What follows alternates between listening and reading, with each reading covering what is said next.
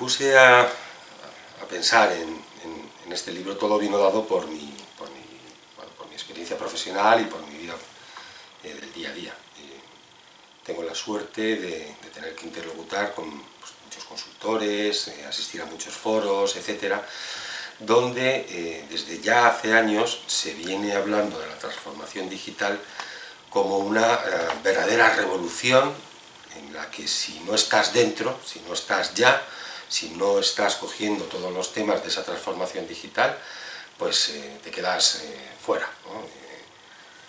Bueno, para mí la palabra revolución, revolución tecnológica, quizás por mi formación académica, pues me parecen cosas muy serias, ¿no? Hablar de una revolución tecnológica, una revolución industrial como la que se vivió al principio con la incorporación de la máquina de vapor y luego todo lo que vino después. Bueno, pues yo siempre me acordaba de este filósofo llamado Kuhn, Thomas Kuhn, que hizo aquel libro sobre las revoluciones científicas, y cuando oía en algún foro, estamos en plena revolución, pues dije, hay que explorarlo, hay que ver si realmente estamos en una revolución, estamos viendo un cambio de paradigma, o si por otro lado lo que estamos viviendo es un proceso evolutivo de lo que en su momento, a finales de los años 70, mediados de los 70, o de la década de los 70, supuso la incorporación del ordenador para nuestras vidas. Y bueno, pues ese fue un poco el motivo de trabajar y analizar sacar este libro.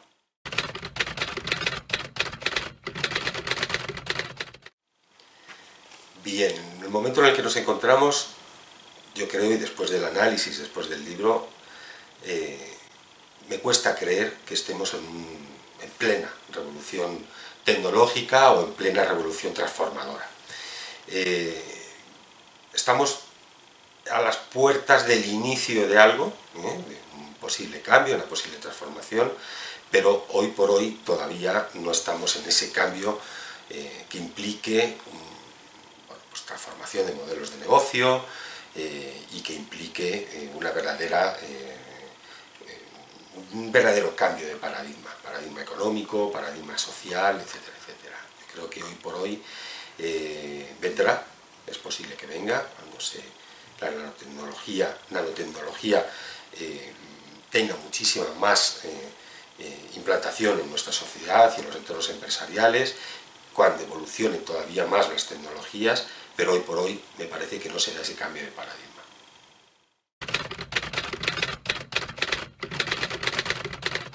Ejemplos de inicio, a este inicio al que hago referencia, yo creo que hay bastantes, fundamentalmente desde el ámbito de las redes sociales y, por ejemplo, hay uno que a mí me ha sorprendido mucho en el ámbito de la política más cercana, que es la política local.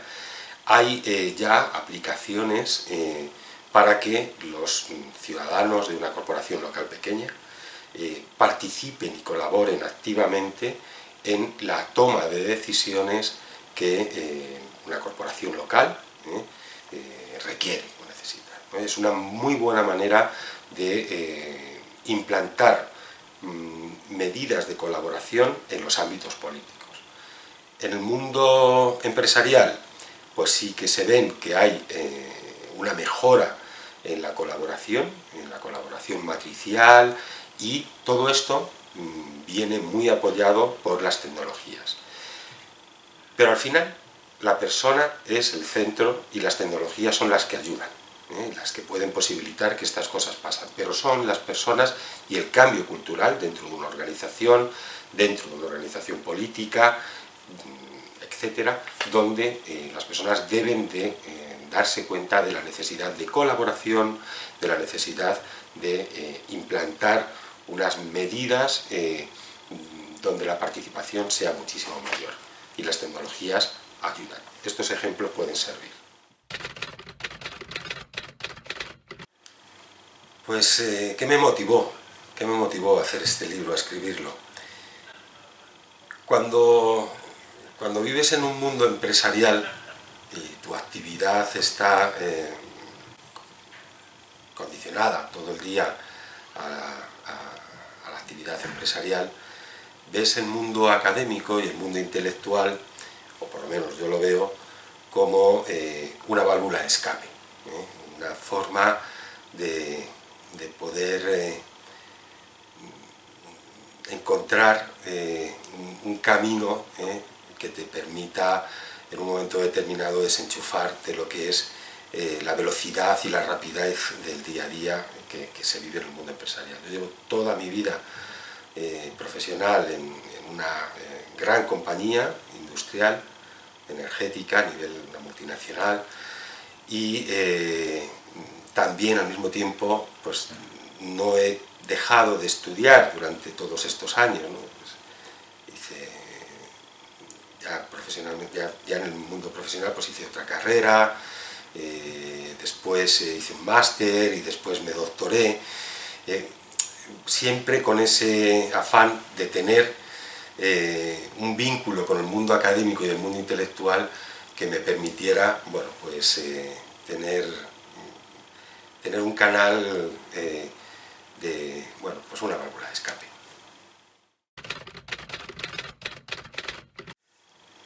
En el libro he analizado mucho este aspecto, el tema de la comunicación. Aquí también hay alguna falacia, y cuando digo alguna falacia, por favor tómese con comillas. Voy a poner un ejemplo para intentar explicar lo que está pasando. Cuando en el momento de las primaveras árabes o la primavera árabe, se hablaba muchísimo de que lo que estaba pasando en Egipto en aquel momento era debido a la movilización que se generaba vía redes sociales. Que el éxito había venido dado por Twitter y por Facebook. Sinceramente yo creo que cuando uno analiza con un poco más de pausa y de tranquilidad, realmente el mayor porcentaje de gente que salía a la calle en aquel momento no tenía ni acceso a internet, ni a las redes sociales, ni a Twitter, ni posiblemente a un smartphone. Pero es que además, si pensamos por qué triunfó o por qué triunfaron las primaveras árabes, y pongo el caso de Egipto porque es el que más se publicitó desde los medios de comunicación referente al mundo de las redes sociales e internet, la primavera árabe triunfó porque el ejército en un momento determinado no se levantó contra la población que salió a manifestarse. Hay mucho mito con esto de la comunicación y las redes sociales e internet. Se habla de la desaparición del periodista como tal, porque aparece la figura del no intermediario, el que publica en las redes, el que... Yo sinceramente creo que en un momento como el que estamos viviendo, de una enorme cantidad de información, de datos, es el momento en el que más necesaria se hace la figura del intermediario, la figura del profesional, la figura del periodista, que de alguna manera es el que pone un orden, un concierto y que sabe, y sobre todo profesionalmente hablando, sabe determinar qué información es buena, qué información no es buena, etc. Creo que los medios de comunicación requieren de que se repiensen y que se den la importancia que realmente tienen en esta era de la información.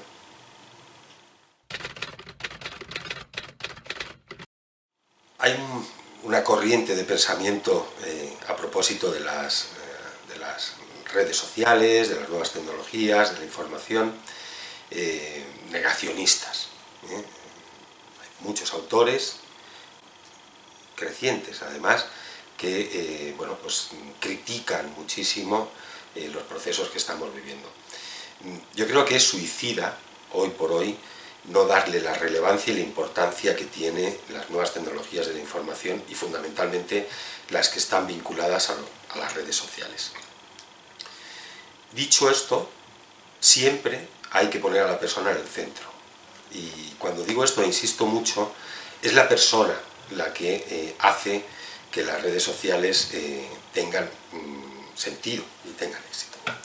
No nos engañemos, colaborar hemos colaborado desde el comienzo de la humanidad. Ahora mismo lo que pasa es que tenemos unos medios que nos pueden ayudar a que tengamos unas relaciones mucho más rápidas, inmediatas, que es lo que nos está proporcionando Internet o las nuevas tecnologías de la información. Negarlo, negar las bondades que tiene, en mi opinión, es bueno, pues, posiblemente un suicidio hoy por hoy, pero pongámoslas en su sitio. Pongámoslas en su sitio y no le demos más relevancia de la que tienen. Son medios simplemente de lo que hacemos las personas y de lo que podemos utilizar para colaborar, para comunicarnos de una forma más inmediata, etcétera, etcétera.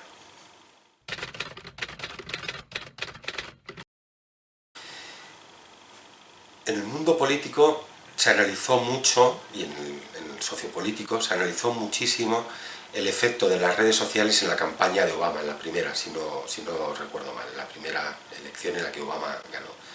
Y es verdad que bueno, pues los politólogos hicieron todos un juicio al unísono de la relevancia que había tenido Internet, las redes sociales en general, Facebook, en el triunfo de Obama.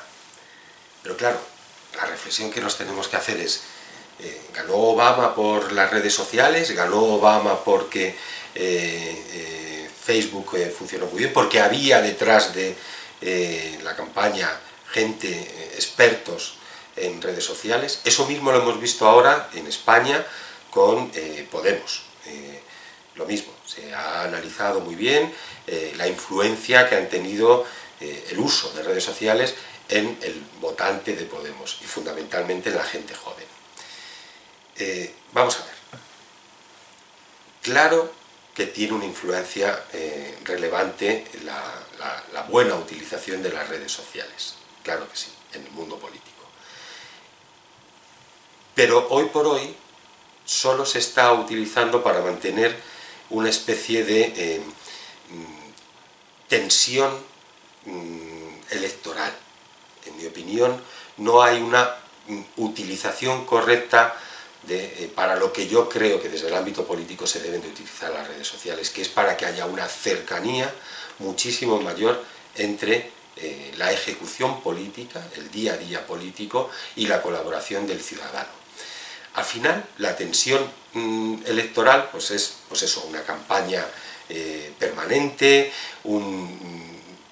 una manera de tener otro medio de comunicación, pero no existe esa potencialidad que dan las redes sociales en cuanto a la colaboración y a la comunicación directa ciudadano-político, político-ciudadano. Hoy por hoy sigue siendo muy importante los medios, como puede ser la televisión, la radio y la cercanía del candidato a las personas, cercanía de verle muchísimo más en la calle, muchísimo más cercano a ti. Las redes hay que reorientarlas. Yo creo que los políticos de nuestro país, de Europa en general, no están a la altura, no son conscientes de la potencialidad que tienen, ni son conscientes de que el ciudadano, sobre todo la gente joven, tiene una enorme necesidad de colaborar y de tener un nivel de participación muchísimo mayor. Y eso, hoy por hoy, no se da.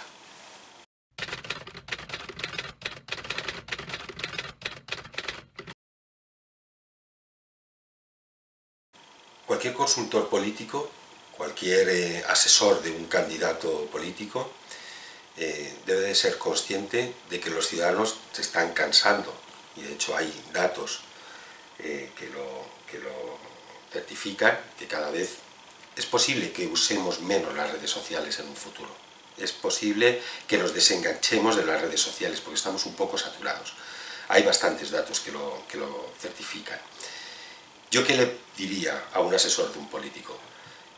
Utiliza las redes sociales para que haya una cercanía one-to-one, uno a uno, entre el candidato y el ciudadano. Y eso hoy se puede hacer. Y sobre todo, que el ciudadano, el votante, el militante de un partido, tenga la certeza absoluta de que sus opiniones sirven y que se tienen en cuenta. Si eso es así, se ganará el reto de utilizar las redes sociales para esa colaboración política y social que es tan necesaria, porque la participación aumentaría.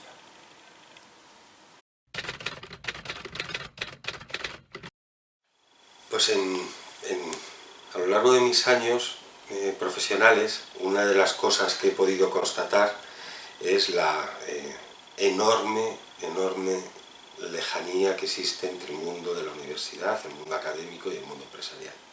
Es verdad que hay colaboraciones, es verdad que hay pues algunos programas en los que participan las empresas, pero sinceramente el mundo académico está a años luz de las necesidades que tiene el mundo empresarial y fundamentalmente el mundo laboral. A mí se me hace muy difícil comprender cómo en una universidad alguien puede enseñar, no sé, por ejemplo, contabilidad sin haber estado nunca trabajando en un ámbito económico-financiero, en una organización empresarial o en una empresa.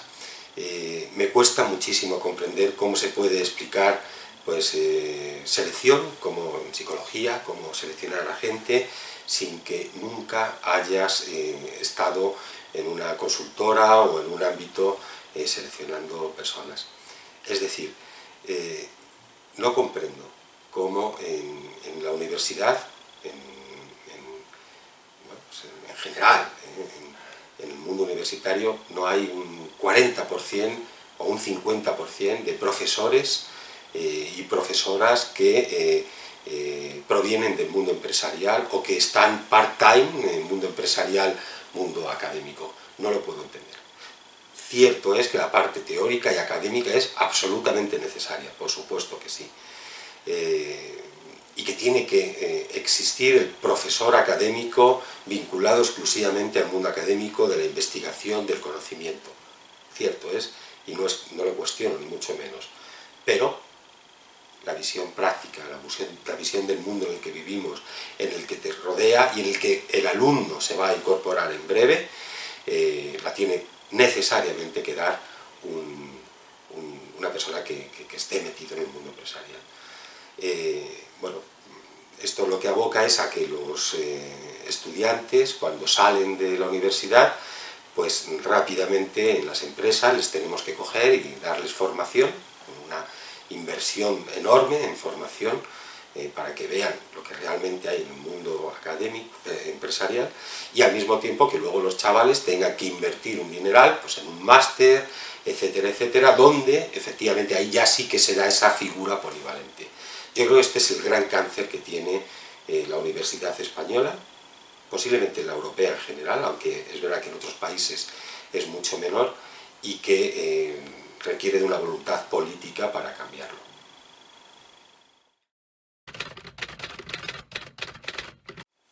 Hace poco veía un informe, no recuerdo muy bien de dónde era, tendría que revisar las notas, pero en este informe se decía que más del 70% de las profesiones que van a ser necesarias dentro de 15 años, hoy por hoy ni existen, ni se estudia en ninguna universidad, ni en ningún centro académico.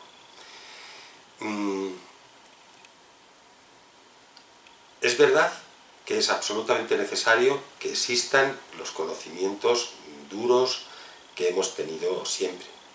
El derecho, la medicina, las ciencias sanitarias, por supuesto.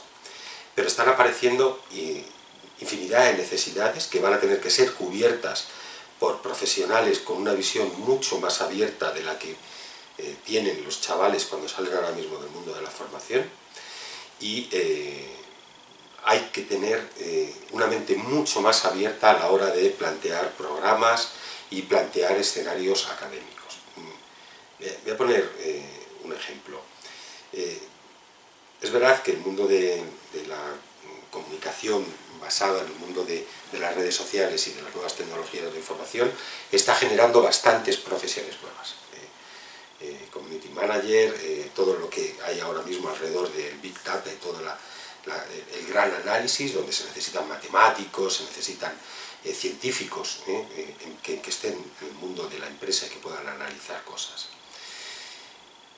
Pero lo que se necesita realmente es a gente que tenga capacidad de colaboración, que tenga una enorme predisposición relacional, multirrelacional, que sean capaces de tener visión de futuro, que estén orientados al cambio y al cambio propio, es decir, las profesiones de antes que eran para toda la vida, en el futuro más cercano no van a ser así. Podrás cambiar de profesión, lo que llamamos movilidad funcional, y hoy ser durante 5 años esta profesión economista, pero después tener que ser un analítico o después estar en otro ámbito.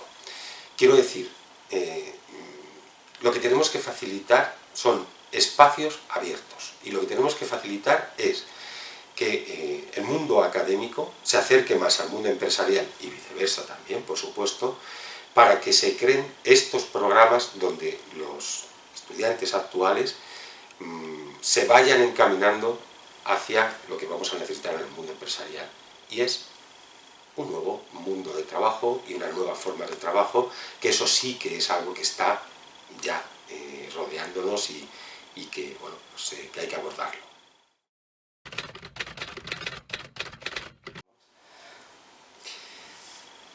Cuando escribí el libro analicé un aspecto que me parecía muy importante, y era identificar cómo se usan las redes sociales para esto, para buscar trabajo, sobre todo porque está LinkedIn, porque están, bueno, pues todas estas redes profesionales que son muy importantes.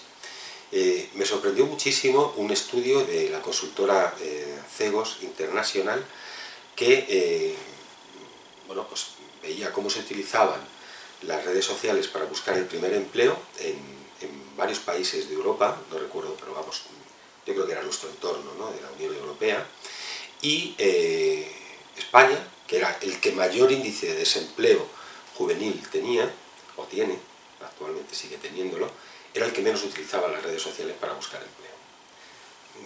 Esto lo digo para que veamos un poco en qué ámbito nos movemos.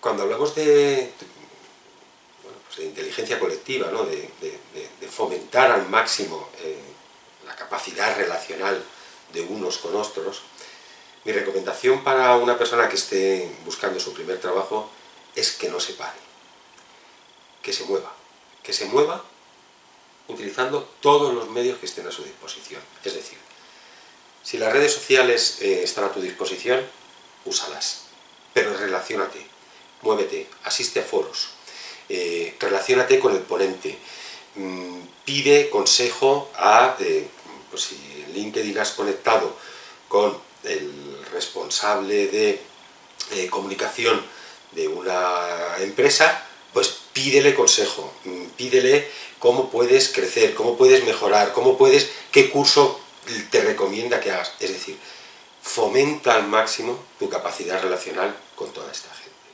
con cualquier contacto que tengas, ya sea un contacto desde el punto de vista de las redes sociales o cualquier otro contacto, y fundamentalmente los contactos personales, que son los que hoy por hoy siguen siendo básicos.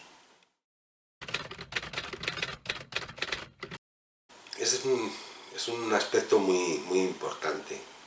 Hablar del futuro de las redes sociales en el mundo del trabajo y desde el punto de vista de las nuevas generaciones que se van a incorporar o que se están incorporando, me parece también muy arriesgado, sobre todo porque creo que se están dando determinados síntomas que dicen que hay cierto hartazgo. De hecho, hacía referencia antes, ya hay bastantes datos significativos que hacen ver que el uso de Facebook decrece, que bueno, pues Twitter se está viendo que Twitter está teniendo una merma significativa de usuarios. Yo creo que en el mundo laboral las redes sociales van a tener una cada vez mayor importancia, sobre todo porque es muy importante la colaboración. Cuanto más aumenta la colaboración, más aumenta la productividad en una organización, por lo tanto es básico. Evidentemente toda la vida hemos colaborado en las organizaciones, lo que pasa es que la inmediatez y la facilidad que dan estas herramientas es crítica. Por lo tanto, yo creo que el mundo empresarial va a ir a más, va a ir a mucho más.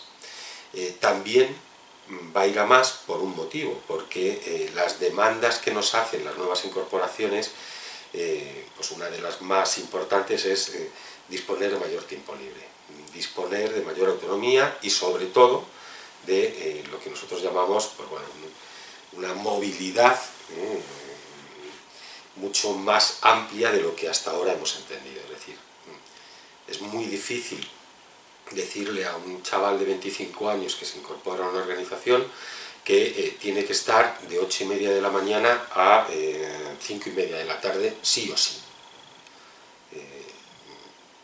Es mucho más fácil decirle tienes que estar pues, en un horario determinado para compartir y colaborar, pero luego tú eres responsable de tus objetivos y de tus tareas. Oye, vete cuando te tengas que ir, pero no cometas el error que hemos cometido los de mi generación del presencialismo, estar porque había que estar y que te midieran por las horas. Eso está cambiando a unas velocidades enormes y se está implantando en el mundo empresarial. Por lo tanto, ahí es muy importante, es decir, que tengas unas tecnologías adecuadas para que te puedas ir a tu casa o a un café y que abras tu ordenador y que puedas mantener una videoconferencia in situ con tu jefe, o que puedas hablar por teléfono con él, o que puedas chatear con un compañero porque te acabas de acordar que has dejado una cosa pendiente. Eso tiene una importancia capital. Las redes sociales, las nuevas tecnologías de la información van a seguir facilitando los cambios en el mercado de trabajo que tanto necesitamos.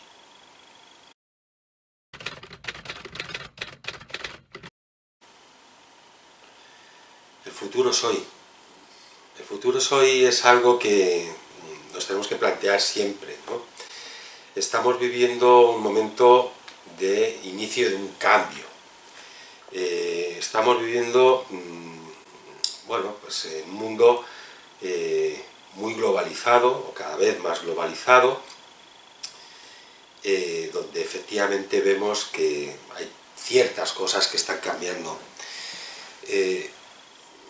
A mí me cuesta creer que ahora mismo estemos en ese cambio que hacía referencia antes, ese cambio de paradigma. Yo creo que todavía tenemos que empujar, ¿no? Creo que hay síntomas, creo que hay ciertas condiciones de posibilidad que lo van a facilitar, pero creo que todavía faltan muchas cosas por hacer, desde el ámbito político muchísimas. Creo que se necesita plantearse una gobernanza global de Internet.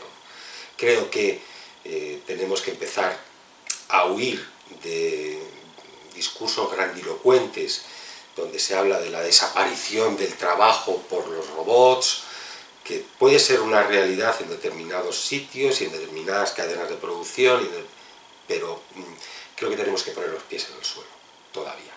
Por eso prefiero que hablemos de futuro con la cercanía de la realidad de lo que tenemos.